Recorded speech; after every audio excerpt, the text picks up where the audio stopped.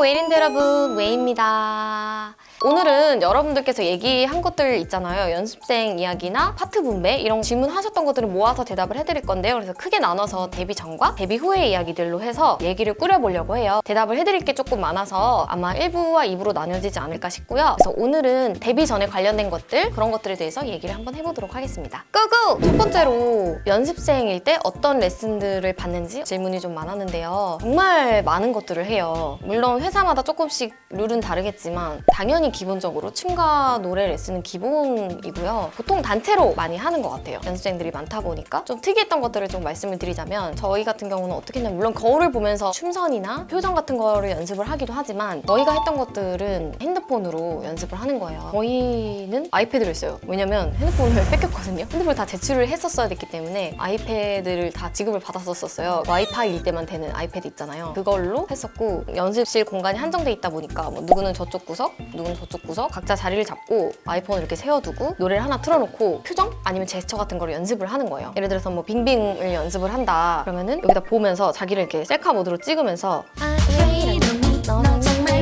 이런 식으로 엄청 하는 거예요. 뭐 손도 이렇게 했다가 뭐 윙크도 했다가 뭐 웃기도 했다가 엄청 연습을 해요. 그러면은 나중에 이제 동영상을 다 찍고 확인을 하는 거예요. 아 여기서 내가 표정이 어색했네? 이 부분에서 이 제스처가 안 어울리네? 공부를 하는 거예요. 처음에는 진짜 이거를 하라고 했을 때 진짜 멘붕이었어요. 너무 민망하고 어떻게 해야 될지 모르겠고 이 핸드폰이 사람이 아닌데도 불구하고 정말 민망하고 처음엔 진짜 막 노래 틀어놓고 진짜 어떻게 될지 모르겠다 막 혼잣말 하기도 하고 하다가 나중에 어느 순간 내가 하고 있더라고요. 빨리 하다가 이거를 좀 멀리다 두고 전체 풀샷으로 연습을 하기도 하고 반샷으로 연습을 하기도 하고 그런 식으로 연습하는 거예요. 왜냐면은 음악방송이나 뮤직비디오에서도 풀샷으로 찍을 때도 있지만 상반신 컷으로 찍을 때도 있잖아요. 그런 거를 하나하나 다 연습을 하는 거예요. 그래서 표정 하나하나, 춤선 하나하나 이런 게 다 중요하기 때문에 그렇게 다 하는 거죠. 또 그렇게 할 수밖에 없었던 이유가 숙제를 내줘요. 제스처를 만들어 와라. 예를 들어서 저 같은 경우는 세러데이 나이트 때 그때 제가 랩 파트를 맡았었어요. 근데 안무가 저 혼자 이렇게 따로 있고 멤버들 뒤에서 이렇게 막 리듬 타고 저 혼자 이렇게 막 왔다 갔다 하면서 제가 제스처로만 그냥 다 했었어야 됐어요. 안무를. 그 전체 파트를 제가 안무를 다 짜야 하는 그런 큰 숙제가 내려졌었어요. 그래서 이걸 어떻게 하지? 내가 안무를 짜본 적도 없는데 그때 엄청 공부를 많이 했어요. 그렇게 해서 그때 제가 했던 그런 제스처들이 훈련 과정을 통해서 만들어진 것 같아요. 그래서 반드시 그런 공부가 좀 필요하다는 거 만약에 아이돌이 꿈이신 분이 있으면 한번 해봤으면 좋겠어요. 또 저희가 했었던 것 중에 하나가 너네 자신을 깨야 한다 이런 거를 저희가 많이 들었었어요. 그 레슨을 할 때. 그래서 우리 자신을 깨는 훈련 이런 식으로 해서 일단 불을 다 끕니다.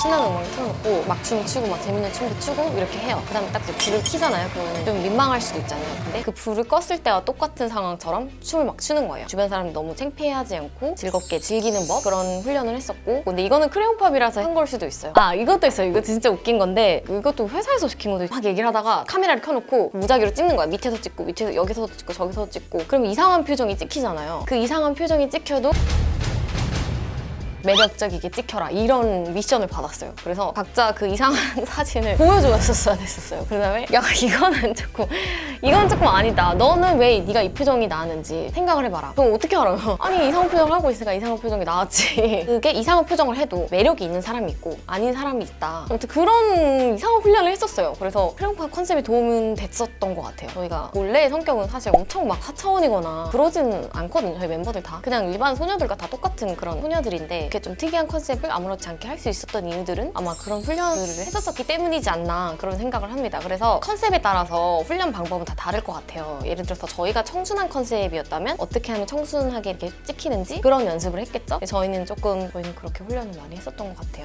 레슨에 대해서도 질문이 많았는데 레슨은 노래랑 춤은 기본적으로 해야 되잖아요. 아이돌이기 때문에. 그래서 그거 같은 경우는 이제 단체 레슨으로 진행이 보통 되고 그거는 회사에서 보통은 다 대주는 것 같아요. 근데 그 외에 본인이 배우고 싶은 게 있을 수도 있잖아요. 나는 뭐 운동을 하고 싶고 언어를 배우고 싶고 아니면 난 노래를 내가 원하는 부분으로 따로 이렇게 배우고 싶고 개인의 의견이나 그런 거 같은 경우까지는 회사가 하지는 않았고요. 또 일본 데뷔를 앞두고선 또 언어를 단체 레슨을 또 하기도 했었어요. 이제 연기나 이런 것도 회사와 나의 반반 이런 식으로 됐었던 것 같고 그래서 그거는 이제 다 회사마다 룰은 달라요. 근데 대형 기획사는 그래도 이제 소형 기획사에 비해서는 다양하게 많은 것들을 제공하는 걸로 알고 있어요. 연습생은 학원 수강생의 느낌이에요. 약간 복잡스러워. 뭐 학원 수강생 느낌인데 직원 막내 느낌? 그래서 가끔 청소도 하기도 하고 정리 같은 거 마지막으로 막 하기도 하고 근데 월급은 안 받죠. 대신에 레슨 같은 걸 받으니까 배우는 것도 많고 그렇게 되는 것 같아요. 그리고 계약 같은 경우는 여러분 혹시나 연습생 되게 해줄 테니까 우리 회사 이제 들어와라 하면서 레슨 제공이 되니까 돈 요구하는 회사들 있죠. 절대 내시면 안 됩니다. 그거는 사기예요, 사기. 절대 연습생들한테 돈을 요구하는 회사는 진짜 회사가 아니에요. 그거는 꼭 여러분 주의하시길 바라고요. 오히려 레슨을 받죠, 공짜로. 그 대신에 오디션을 보잖아요. 내가 열심히 나의 재능을 그들한테 보여줘서 합격을 하고 나서 들어가서 받는 트레이닝이기 때문에 돈을 낸다는 거는 말이 되지 않는 것 같아요. 내 가능성을 그들이 보고 나한테 지원을 해주는 거기 때문에 절대 여러분 기획사한테 돈을 낸다거나 그러지 마. 그리고 계약금을 받는데요. 최종 멤버가 됐을 때 그때 계약금을 받아요. 근데 연습생부터 계약서를 쓰는 회사도 있다고 하더라고요. 근데 그거는 흔하지는 않고 보통 멤버가 확정이 되면 그때 계약서를 쓰고 계약금도 받고 그렇게 되는 것 같아요. 계약금은 보통 500만 원 받아요. 500만 원에서 1000만 원 정도? 그리고 5년에서 7년 정도 계약을 합니다. 회사에서도 프로젝트가 나올 거 아니에요. 걸그룹을 내야 되고 그런 프로젝트에 맞게 이미지를 맞는 친구들을 뽑는 것 같아요. 다 이것도 상황에 따라 다른데요. 메인 멤버가 정해져서 그 멤버와 어울리는 멤버들을 추린다든지 특히나 오래된 연습생 멤버 위주로 이제 생각을 하고 그거에 맞게 그룹의 이미지도 생각하지 않을까 싶어요. 어떤 그룹의 컨셉부터 정해서 그거에 맞는 멤버들을 추린다든지 이런 식으로 하는 것 같아요. 그래서 저희 같은 경우는 제가 이제 마지막으로 들어온 멤버이긴 한데 제가 들어왔을 때는 여러 가지 컨셉을 돌고 돌다가 제가 들어오면서 더 크레용스러운 그런 식으로 하는 것 같아요. 그런 질문도 있었어요. 보통 탈락 같은 경우는 되게 매정하게 막 하는 경우는 거의 없죠. 왜냐면 이렇게 보낸 시간이 있는데 근데 정말 큰 잘못을 했다 이러면은 그냥 가차없이 나가는 거고 그러지 않는 경우에는 테스트를 쭉 봐오잖아요. 너가 테스트 결과가 안 좋으니 프로젝트와 좀 안 맞는 것 같다. 너가 조금 더 연습 생활이 길어질 수도 있는데 뭐 이런 식으로 긴 면담 후에 보통 나가게 되는 것 같아요. 눈치를 좀 채겠죠. 이 회사랑은 나랑은 안 맞는구나 이런 식으로 본인이 나가는 경우도 있어요. 본인이 너무 데뷔도 멀 것 같고 이래서 면담 신청을 해서 탈락 멤버 그런 식으로 정해지는 것 같고 최종 멤버로 결정되는 거는 여러 가지 테스트나 면담, 월말 평가 이런 것들을 다 추려서 최종 결정이 되는데 이 그룹으로 해서 사진을 찍어보고 이 그룹으로 춤도 춰보고 녹음도 해보고 누구 빼고 해보고 그렇게 계속 이미지를 공부를 하세요, 회사에서도. 그래서 최종적으로 어떤 멤버가 좋겠다 이런 식으로 해서 최종적으로 딱 정해지는 것 같아요. 복잡해요. 사실 회사도 사람이랑 하는 일이기 때문에 이게 쉬운 문제는 아니니까 복잡해요. 아무래도 멤버 수가 정해졌다, 5명으로 정해졌다. 그중에서 노래를 제일 잘하는 사람이 당연히 메인 보컬이 되는 거고요. 랩을 제일 잘하는 사람이 메인 래퍼가 되는 건데 저는 메인 래퍼로 올라가 있더라고요. 저도 몰랐는데 그 이유가 그냥 빠바바에서랑 첫 데뷔곡 이런 데서 랩을 했다는 이유예요. 사실 제가 랩을 해본 적도 없었고 그 당시에는 갑자기 아이돌 노래에 랩이 들어가는 게 또 유행이었어가지고 요즘도 뭐 계속 이어져 오긴 하지만 한 명씩 이제 시켜보는데 제가 그나마 제일 잘 맞아가지고 어쩌다 보니까 랩 파트를 계속 하게 됐어요. 근데 랩 파트만 한 건 아니거든요. 메인 래퍼라고 생각을 한 적은 없고 랩을 잘하거나 하지 않기 때문에 그런 식으로 아무래도 상대성이에요. 상대성. 본인의 의사가 들어가긴 하지만 신인 때는 특히나 회사 의견이 많이 들어가는 것 같아요. 야, 너 이거 괜찮다. 너 그거 담당해. 회사에서 많이 해요. 저도 마이크 담당을 회사에서 정해준 건데 프리앙파 TV라고 유튜브를 저희가 예전부터 했었어요. 거기서 처음에 저희 이제 라디오처럼 했었는데 그때 제가 진행을 했었거든요. 어쩌다 보니 또 저는 마이크 담당이 돼가지고 항상 마이크 담당이라고 얘기를 했었던 게 기억이 남아요. 처음에는 정말 많은 시도를 해봐요. 경험이나 증명된 게 없기 때문에 한 명씩 일단 다 시켜보고요. 처음부터까지 다 불러보고 하는 거고 녹음이 해봐요. 그러면 웨이는 이 목소리에 여기 어울리네? 그럼 이 파트가 정해지는 거예요. 그리고 정해진 후에도 수정이 엄청 많이 돼요. 왜냐면 헷갈리는 부분 있잖아요. 이 파트는 얘도 올리고 얘도 올려. 그럼 너 한 번 다시 해봐. 아니면 여기서 반을 쪼갤까? 이런 식으로 수정을 많이 해요. 그래서 최종 결정이 되겠죠. 그리고 이제 가이드 곡이 나와요. 멜로디를 쉽게 익힐 수 있게 뭐 악보랑 MR만 주는 게 아니라 그거를 파트를 정할 테니 연습을 잘 해와라 해서 그거를 저희가 듣고 다 연습을 해와요. 그리고 나서 작곡가님들이나 회사한테 보여주는 거예요. 그걸 다 불러보고 디테일하게 파트를 다 나누는 것 같아요. 그리고 데뷔한 후에는 인기가 많거나 이렇게 바쁠 때는 굳이 한 명씩 다 안 해보는 경우도 있어요. 초반에 했던 레퍼토리? 예를 들어서 내가 항상 랩만 맡았다 그러면은 분명히 이미 되어 있잖아요. 여기가 랩을 했을 때 괜찮았어. 굳이 뭐 일일이 다 시켜볼 필요 없이 이런 식으로 해서 사실 다 비슷비슷하게 하잖아요. 처음 파트 하신 분들은 또 그 다음 곡도 처음 하고 조금씩 바뀔 때도 있지만 그런 이유가 이제 너무 바쁘고 잘 됐던 경험이 있기 때문에 그렇게 되는 것 같은데 근데 보통은 한 번씩 다 불러보고 작곡가님에서 정해주는 게 제일 편해요. 형평상. 그룹명은 물론 회사에서 정하고 멤버들의 의견 내기도 하고 이제 스태프들의 의견 내기도 하고 하는데 제가 기억이 나는 거는 넘버원이 있었어요. 뭐 가요계의 넘버원이 되자 해가지고 넘버원. 근데 가물치가 원래 그 당시 후보 나왔던 것 중에 하나래요.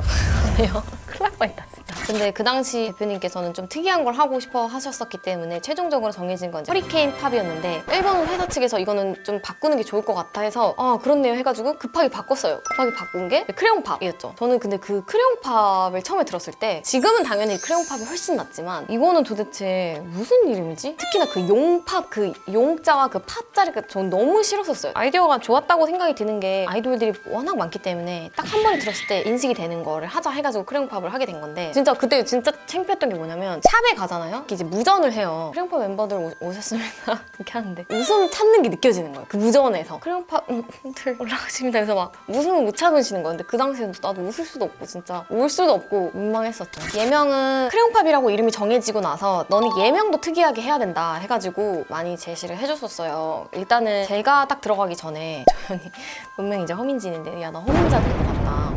회사에서 허민자라고 하라고 한다. 다른 멤버들은 뭐 신도림, 박탱, 뽀글이도 있었대요. 그런 이상한 이름들을 회사에서 거의 정해진 것 같은 분위기 때 제가 들어갔어요. 그래서 저는 아 예명 큰일 났다. 예명 나 어떡하지? 이런 생각이 이제 머릿속에 있었는데 그때 회식이 있어가지고 회식을 하고 있는데 너 그러면 웨이 어때 이름? 그래서 왜요? 그러니까 아이돌 크레용팝 멤버가 되는 게 너의 길이야. 너의 이름은 지금부터 웨이야.